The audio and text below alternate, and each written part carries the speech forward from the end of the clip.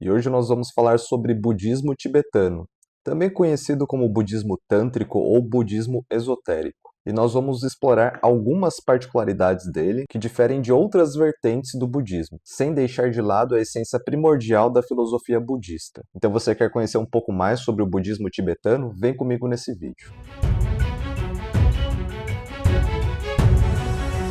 Oi, o meu nome é Denis e hoje nós vamos falar sobre o budismo tibetano.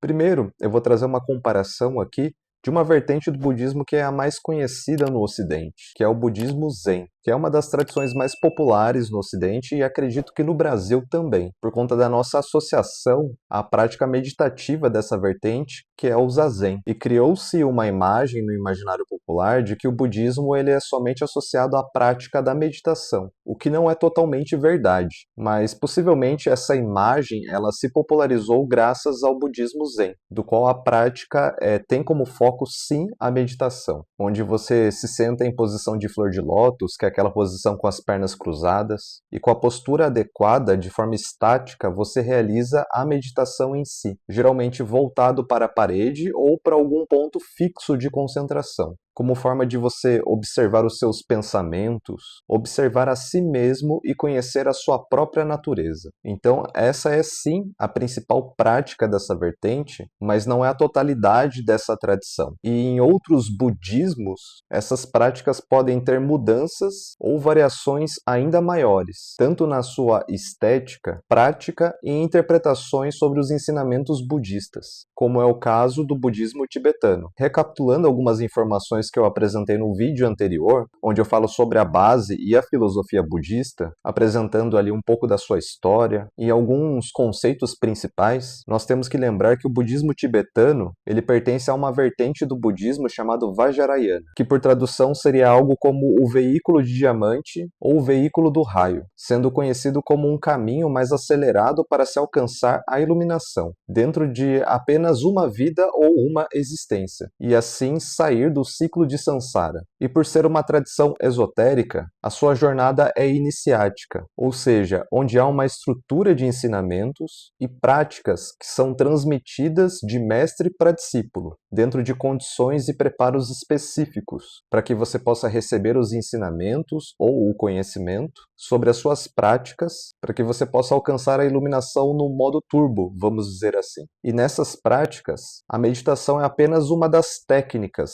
utilizadas, mas também ao uso de mantras, mudras, visualizações, mandalas, escritas sagradas e divindades, do qual eu vou falar um pouco mais sobre cada uma delas nesse vídeo. Mas antes, vamos começar pela história do budismo tibetano. O fundador do budismo tibetano é conhecido como Padmasambhava, que significa nascido de um lótus, ou também conhecido como Guru Rinpoche Padmasambhava, que por tradução seria algo como mestre precioso nascido de um lótus, que nasceu na Índia e, segundo os relatos, de uma forma milagrosa, ou seja, diferente do processo biológico comum. E é dito que ele nasceu milagrosamente como uma criança de 8 anos, a partir de uma flor de lótus, que estava flutuando no lago de Dhanakosha. No entanto, existem outras versões de histórias sobre o seu nascimento, de que ele seria, por exemplo, o filho de uma rainha e que teria recebido como nome de nascimento Dorje Dudu, que por tradução seria algo como domador ou subjugador de demônios. Mas a versão milagrosa dessas histórias seria a mais disseminada e presente nos textos tradicionais. E segundo a tradição, Padmasambhava não é um ser que ele precisou buscar a iluminação,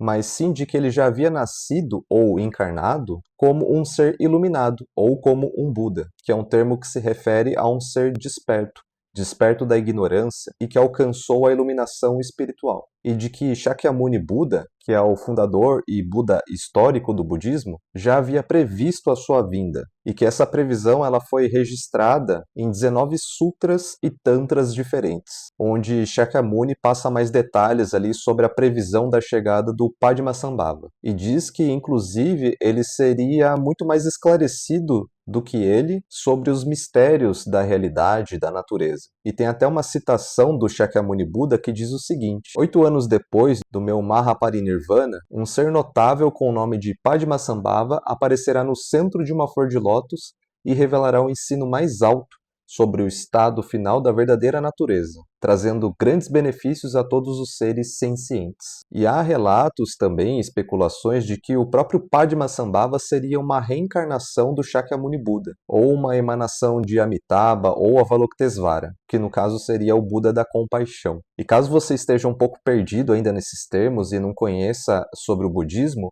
eu recomendo você assistir o vídeo que eu falo um pouco mais sobre a história do budismo e alguns conceitos primordiais dessa tradição. E eu vou deixar o card aqui em cima. Mas voltando ao nosso vídeo, há fontes históricas e outros manuscritos que mencionam Padmasambhava como uma figura histórica de um mestre tântrico, como o Testamento de Ba, que foi realizado ali entre o século IX e o século XII depois de Cristo, ou depois da Era Comum, que é o registro da fundação de um mosteiro, e também em outros manuscritos de uma província da China chamada Danhuan. E de acordo com o Testamento de Ba, o rei Trison Detsen convidou um budista indiano chamado Santaraksita por volta ali do século VIII depois de Cristo, para fundar o primeiro mosteiro budista no Tibete. Mas nesse processo ocorreram diversos eventos adversos que estavam impedindo a construção desse mosteiro, como inundações, tempestades, raios e outras adversidades que não permitiam que a construção desse mosteiro fosse realizada. E a partir disso, deduzia-se que os espíritos e as divindades locais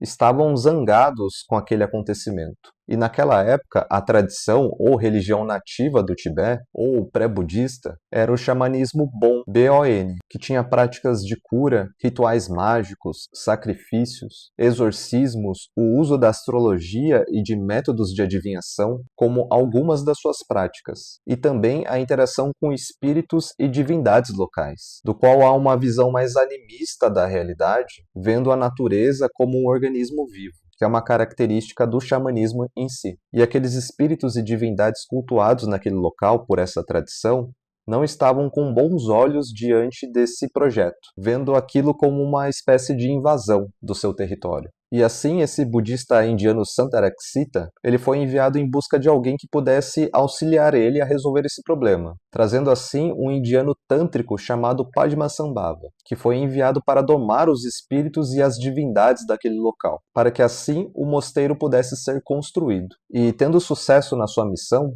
foi construído assim o primeiro mosteiro budista no Tibete, que foi chamado de Samye. E após a construção e o desenvolvimento desse mosteiro, aquela tradição xamânica local ela não foi descartada. Muitos dos seus rituais e práticas dessa religião Bon foram assimiladas e incorporadas às práticas budistas do Tibete, especialmente os espíritos e as divindades locais da era pré-budismo do Tibete, e que nesse processo de subjugação foi feito um acordo para que eles pudessem se tornar os protetores do Dharma. Então, ao invés de realizar uma expulsão, entre aspas, foi realizada uma negociação, um acordo, para que ambas as tradições pudessem coexistir e assim difundir o budismo Vajrayana para aquele povo, junto com as práticas tântricas e xamânicas, nascendo assim o que nós conhecemos como o budismo tibetano. E as principais escolas dessa vertente são a Nyingma, sendo a escola mais antiga, Kagyu, com ensinamentos focados no Mahamudra, ou Grande Mudra, Sakya, com foco nos estudos acadêmicos e a meditação em si, e Gelug, sendo a escola mais recente,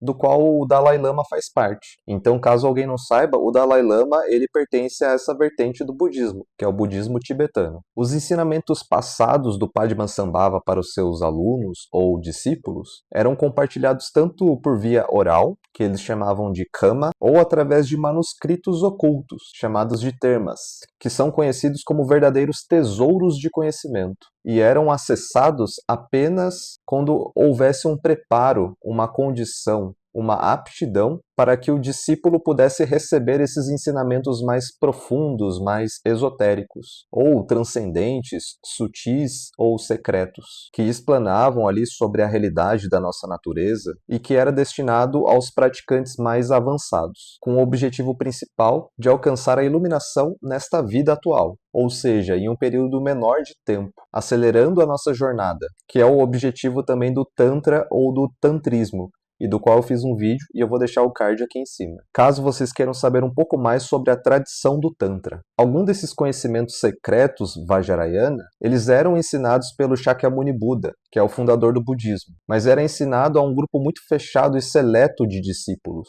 Mas foi Padmasambhava que se aprofundou e revelou esses ensinamentos em sua totalidade. E por ser uma tradição isolada geograficamente, mas também a um determinado grupo de pessoas, como que então o budismo se tornou conhecido em outros países? Se ele é tão restrito, tão fechado? E tudo isso aconteceu após a invasão da China no Tibete, entre o ano de 1950 e 51. E a partir do momento em que o Tibete se tornou parte do território chinês, mesmo que ele tenha uma atuação de forma autônoma, foi desde então que essa tradição ela começou a se espalhar para outros países e regiões do mundo. E agora que nós falamos um pouco mais sobre a história do budismo tibetano, vamos falar um pouco mais sobre as técnicas que eles utilizam nas suas práticas. É muito comum nessa vertente o uso de meditações e mantras dentre as suas práticas. E essas práticas, elas têm como objetivo a purificação da mente, para que você possa gerar karma positivo ou limpar débitos kármicos, auxiliando como suporte ou prática para que você possa alcançar estados mais elevados de consciência. É muito utilizado também o Japamala, aquele de 108 contas, como um objeto ritualístico que auxilia na contagem dos mantras, e que a recitação dos mantras em si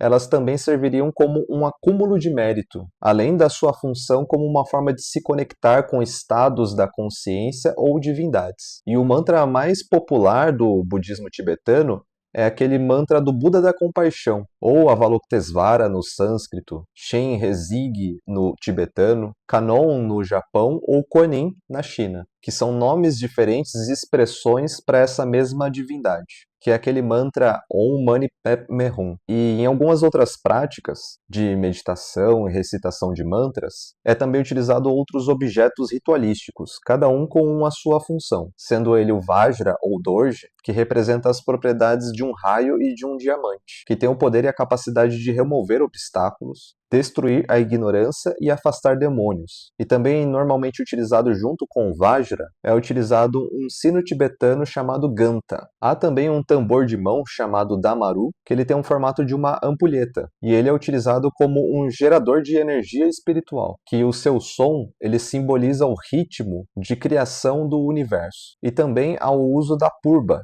que ele é um punhal ritualístico, que ele é utilizado para exorcismos, neutralizando assim demônios e forças que impedem o nosso progresso. Mas também ele serve para promover curas e também consagrar objetos, locais ou até mesmo pessoas. Os mudras também são utilizados e eles são considerados gestos simbólicos e ritualísticos realizados com as mãos, que são conhecidos como os Shakya, e eles são utilizados em meditações, visualizações, para invocar energias específicas, servindo como uma espécie de antena que atrai uma energia determinada, que representam ali qualidades de Budas ou divindades para finalidades diversas. Há também o uso das mandalas, que elas representam tanto um microcosmo quanto um macrocosmo, ou seja, aspectos internos e aspectos externos da natureza, sendo considerado a criação de um espaço sagrado através das mandalas, representando ali figura de Budas ou seres despertos, forças psíquicas, tanto interna quanto externas ao corpo humano, sendo o corpo humano em si a representação do microcosmo.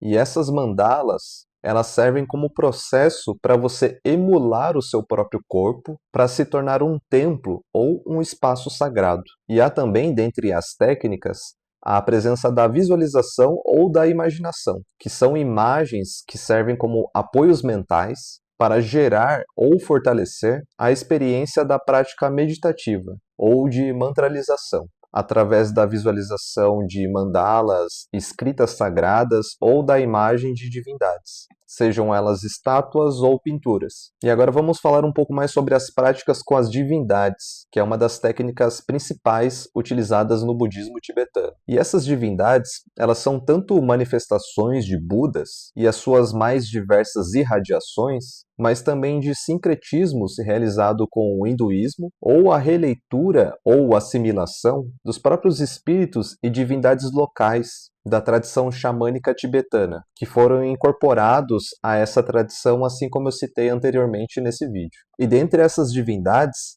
nós temos tanto as divindades femininas quanto as divindades masculinas. As divindades femininas são conhecidas como Dakinis, ou Kandroma, e elas são divindades femininas, geralmente representadas em movimento, realizando danças, que são as imagens de personificações femininas da iluminação e também aspectos da nossa consciência. Algumas dessas manifestações, elas são alegres, carinhosas, mas outras são mais ferozes e intensas. E cada uma dessas representações guarda um mistério profundo por trás desse processo da busca pela iluminação espiritual. E elas podem atuar tanto como guias quanto protetoras. Inclusive, as mulheres, elas são consideradas como praticantes superiores natas, pois elas têm uma facilidade maior em mergulhar na meditação e alcançar estados mais profundos de consciência. Alguns exemplos dessas divindades femininas são a Shemyatara, que ela atua na proteção contra o medo e na superação de obstáculos. Temos Tara também nas suas mais diversas irradiações, como a Tara verde, a Tara branca, a Tara amarela e a Tara negra, cada uma com uma função específica. Uma outra divindade famosa também é a Kurukula, que ela atua no campo da atração, da sexualidade, do amor e do magnetismo. Uma outra divindade também é a Vajrayogini, que ela atua no campo da sabedoria. Temos também a Yeshe Tsogyal, que ela é representada como um oceano de conhecimento, e também Simamuka, que ela protege contra ameaças espirituais, doenças e também remove obstáculos. E agora vamos às divindades masculinas. Essas divindades, elas também representam aspectos da nossa consciência e aspectos ou personificações da iluminação, também com as suas representações mais pacíficas e representações mais iradas, servindo como guias, mestres e protetores para nos conduzir no processo da iluminação espiritual. E eu vou citar aqui alguns nomes, mas lembrando que existem várias, tanto no aspecto feminino quanto no aspecto masculino. E uma dessas divindades é o Manjushri, que ele tem como função auxiliar na sabedoria transcendental. Temos também o Vaissadhya Guru, que é o Buda da medicina ou o Buda da cura. Temos uma categoria à parte, que são os Dharmapalas, e que esse não é o nome de uma divindade específica, mas sim de uma função, que são um conjunto de divindades protetores do Dharma, com representações mais iradas ou furiosas. Uma dessas divindades é o Vajrapani, que ele representa a força espiritual. Temos também o Yamantaka, que é o destruidor da morte. E temos também o Mahakala, que é o senhor do tempo, ou o senhor da morte, ou o grande negro, que ele é um sincretismo do deus Shiva. E dentro desse espectro de práticas e de divindades, nós temos também os Idans, que é um termo atribuído a uma divindade do qual você se afiniza, do qual você realiza uma meditação, e ela assume o papel de uma divindade tutelar na sua jornada, com o objetivo de internalizar e identificar as qualidades dessa divindade para te auxiliar na busca pela iluminação. E esse processo de internalização e identificação é um processo chamado de yoga, que significa união. No caso, seria uma yoga com a divindade,